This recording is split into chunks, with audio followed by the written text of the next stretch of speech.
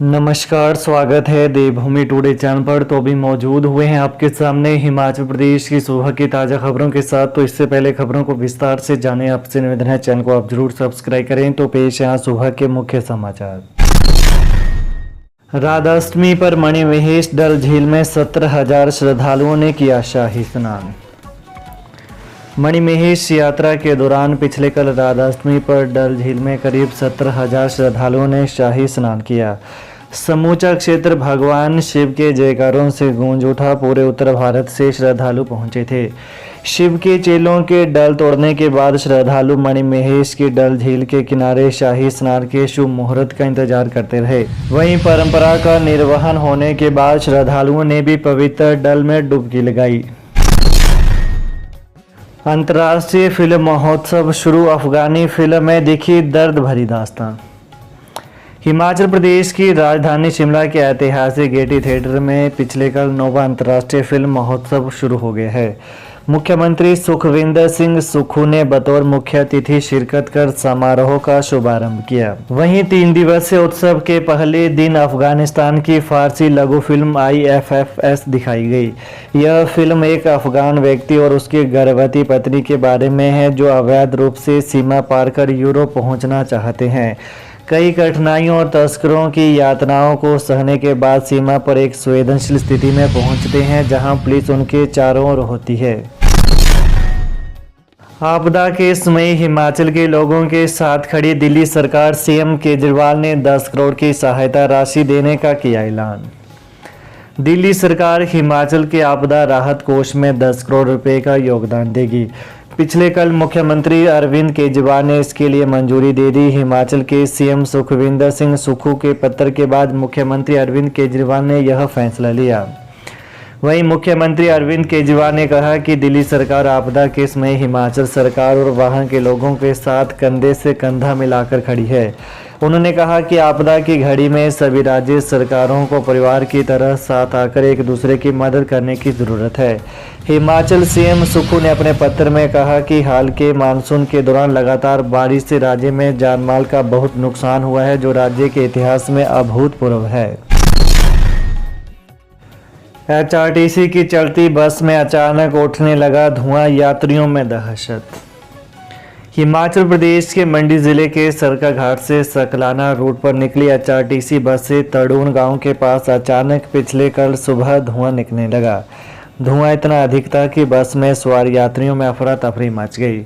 चालक परिचालक ने सभी यात्रियों को सुरक्षित निकाला। बताया जा रहा है कि शॉर्ट सर्किट के चलते बस से धुआं निकला था। हालांकि धुआं निकलने का पता चलते ही चालक ने बस को रोक दिया, जिससे बड़ी घटना होने से टल गई। ट्रांसफार्मर से बिजली बंद कर 2 भाइयों ने 3 लोगों के साथ की मारपीट, सामान भी तोड़ा, मामला दर्ज। हिमाचल प्रदेश के हमीरपुर जिले के पुलिस थाना भोरंज के अंतर्गत मनवी गांव में 2 सगे भाइयों पर ट्रांसफार्मर से क्षेत्र की बिजली आपूर्ति बंद करने और मारपीट करने के आरोप लगे हैं। शिकायत मिलने के बाद पुलिस ने मामला दर्ज कर लिया है। जानकारी के मुताबिक मनवी गांव के निवासी हरीश कुमार ने बताया कि बुधवार रात करीब 10 बजे गांव के 2 भाइयों ने किराए के मकान में रह रहे प्रवासियों के कमरे में जाकर उनको बुरी तरह से पीटा। इस दौरान उनका घर और रसोई का सामान भी तोड़ दिया। वारदात को अंजाम देने के बाद दोनों मौके से फरार हो गए। भाजपा कार्यालय में प्रदेश पदाधिकारी से धक्का मुक्की, नियुक्तियों में मनमानी करने के लगे आरोप। भाजपा के जिला कार्यालय में उस समय माहौल गर्मा गया जब 2 पक्षों में तनाव पैदा हो गया। दोनों में बहस होने लगी और देखते ही देखते प्रदेश कार्यकारिणी के पदाधिकारी के साथ धक्का मुक्की कर दी गई। काफ़ी देर बाद दोनों पक्षों को शांत करवाया गया और माहौल को ठंडा करने का प्रयास किया गया। इस दौरान जिला भाजपा अध्यक्ष बलबीर सिंह भी जिला कार्यालय में ही मौजूद थे और एक बैठक में व्यस्त थे। CM सुक्खू बोले, जिस कंप्यूटर में पत्र बना वहां तक पहुंची जांच, दोषी बख्शे नहीं जाएंगे। हिमाचल प्रदेश विधानसभा के चल रहे मानसून सत्र में पिछले कल बेनाम पत्र बम का मामला गूंजा। भाजपा के विधायक जनकराज ने इस मामले में व्यक्तिगत स्पष्टीकरण देते हुए कहा कि इस पत्र से उनके नाम को जोड़ने की बात हो रही है। इसलिए स्थिति स्पष्ट करना जरूरी है। मुख्यमंत्री ने सदन में कहा कि जिस कंप्यूटर में यह पत्थर बम बना है, जांच वहां तक पहुंच गई है। जल्द ही इसका खुलासा होने जा रहा है। दोषी पाए जाने पर सख्त कार्रवाई की जाएगी। यह सरकार का दायित्व भी है। उन्होंने कहा कि पत्थर बम को लेकर विधायक जनकराज मुझसे मिले और कहा कि उनके घर में भी डाक से पत्थर आया।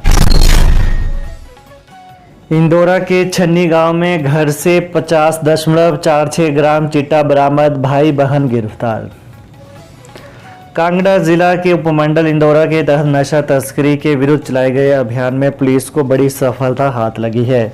पुलिस ने चिट्टे की खेप सहित 2 मुख्य तस्करों को गिरफ्तार किया है। उक्त दोनों पेशेवर नशा तस्कर हैं, जिन पर पहले भी नशा तस्करी के कई मामले दर्ज हैं। वहीं एसपी नूरपुर अशोक रतन ने बताया कि पुलिस उक्त दोनों आरोपियों को नशीले पदार्थों सहित पकड़ने के लिए एक विशेष रणनीति के तहत काम कर रही थी।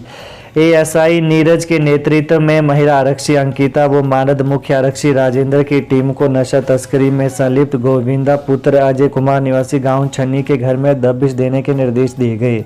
इस दौरान उसके घर से 50.46 ग्राम चिट्टा बरामद हुआ। आपदा में ड्यूटी से नदारद रहे अधिकारी कर्मचारियों पर कार्रवाई की तैयारी, कारण बताओ नोटिस जारी। हिमाचल प्रदेश के मंडी जिले में बीते दिनों प्राकृतिक आपदा के कारण दौरान जहां अनेक अधिकारी कर्मचारी दिन रात एकल आपदा राहत कार्यों में डटे रहे, वहीं कुछ इन विकट परिस्थितियों में बिना वाजिब वजह बताए ड्यूटी से नदारद रहे। अब मंडी जिला प्रशासन आपदा में ड्यूटी से कन्नी काटने वालों पर कड़ी कार्रवाई की तैयारी में है। जिला प्रशासन ने आपदा के समय ड्यूटी से नदारद रहे बाली चौकी उपमंडल के विभिन्न विभागों के 12 अधिकारियों कर्मचारियों को कारण बताओ नोटिस जारी किए हैं। वहीं अतिरिक्त जिला दंडाधिकारी मंडी डॉक्टर मदन कुमार ने कहा कि आपदा के समय में जिले के अधिकारियों कर्मचारियों ने लोगों की सुरक्षा और उन्हें राहत देने के लिए बहुत हिम्मत और जज्बे से काम किया है, लेकिन कुछ ऐसे मामले भी संज्ञान में आए हैं जिनमें विकट समय में कुछ अधिकारी कर्मचारी बिना किसी सूचना के अपनी ड्यूटी से नदारद रहे। बिजली कर्मचारियों को जल्द मिलेगा पुरानी पेंशन का लाभ, सीएम सुखू से मिलने के बाद यूनियन को मिला आश्वासन।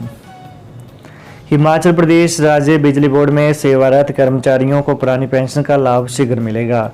बोर्ड के कर्मचारी यूनियन का प्रतिनिधिमंडल ने मुख्यमंत्री से मुलाकात की। इस दौरान मुख्यमंत्री ने उन्हें आश्वासन दिया कि राज्य सरकार की ओर से अपना वादा पूरा किया जाएगा।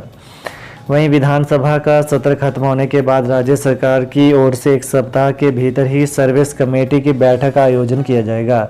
इसमें कर्मचारियों के वित्तीय लाभ जारी कर दिए जाएंगे। यूनियन के महासचिव हीरालाल वर्मा ने बताया कि मुख्यमंत्री से हुई मुलाकात के बाद अब कर्मचारियों की उम्मीद बन गई है कि जल्द ही बैठक कर उन्हें राहत प्रदान की जाएगी। उन्होंने कहा कि यूनियन इसके लागू होने के बाद बिजली बोर्ड कर्मचारियों व अभियंताओं द्वारा एक विशाल अधिवेशन करने की योजना पर भी चर्चा की गई। तो ये हैं सुबह की प्रमुख खबरें। तो प्रदेश की ताज़ा खबरों को पाने के लिए देवभूमि टुडे चैनल को जरूर सब्सक्राइब करें। धन्यवाद।